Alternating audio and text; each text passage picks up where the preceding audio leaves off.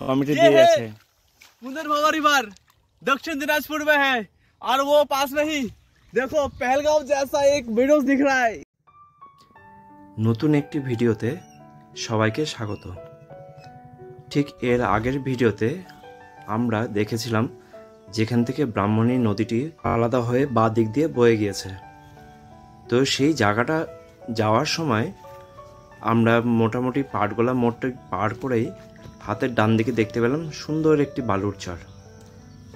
সেটি দেখে আমরা লোভ সামলাতে পারলাম না, রাস্তা থেকে ডান দিকে নেমে গেলাম।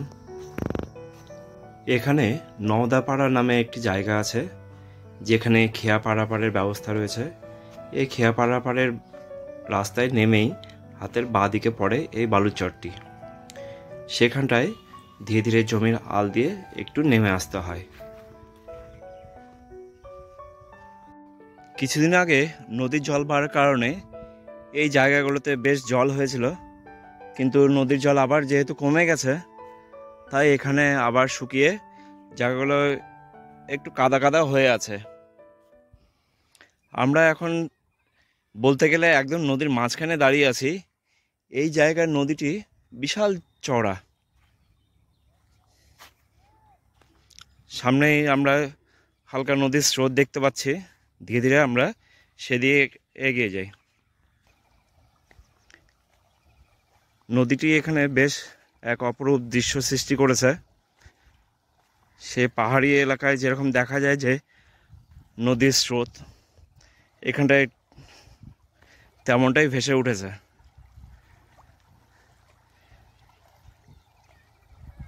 হালকা হালকা নদীর কোলাহল।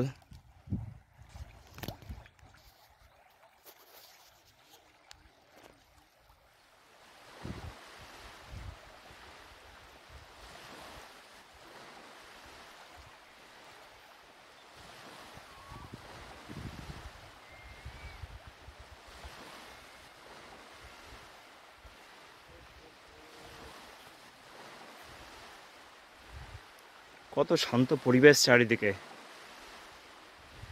চারিদিকে একদম নিস্তব্ধ। শহরে কোলাহল এখানে নেই বললেই চলে। এখানে দেখো জলের সুন্দর একটা স্রোত ধীরে ধীরে চলে আসছে। কি অপূর্ব একটা দৃশ্য।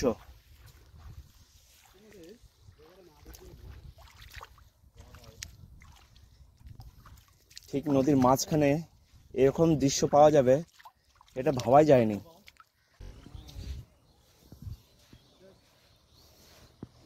এখানকার বালি পুরো ভিজে আছে, মনে হচ্ছে দুদিন আগেও এখান দিয়ে জল বয়ে গেছে।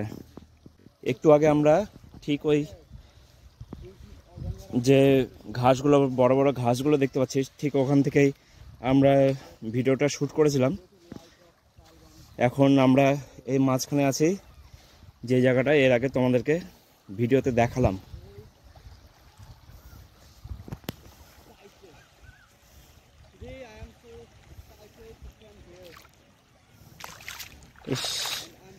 কি সুন্দর জলের ধারা। অবশ্য জলটা এতটা ঠান্ডা না যে পায়ে ঠান্ডা লাগবে, কিন্তু বেশ আরাম লাগছে।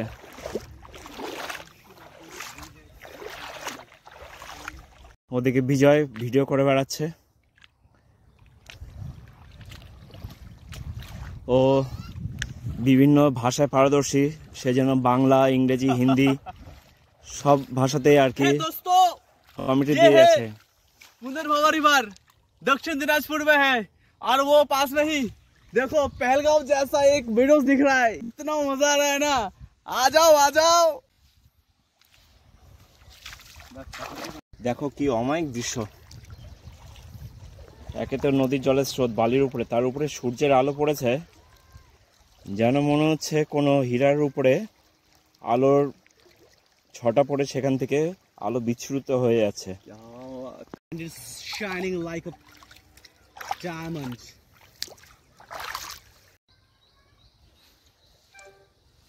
এখানে দেখো শামুকটা কত ধীরে ধীরে আস্তে আস্তে যাচ্ছে। এইটা রাস্তা, এদিক দিয়ে রাস্তা দেখতে পাচ্ছ। ও এখানেই ঘুরে বেড়াচ্ছে, এখানেই খেলছে।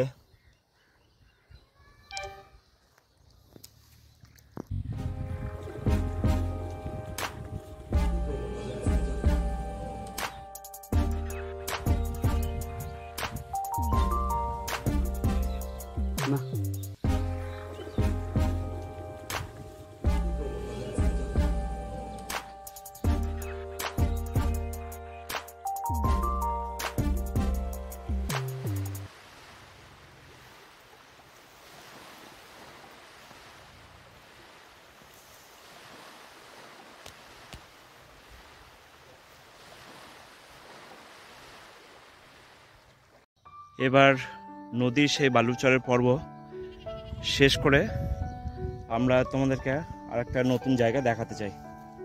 নতুন বলে ভুল, এখানেই, ঠিক আগের বার সেই অনুভূতিটি আসেনি।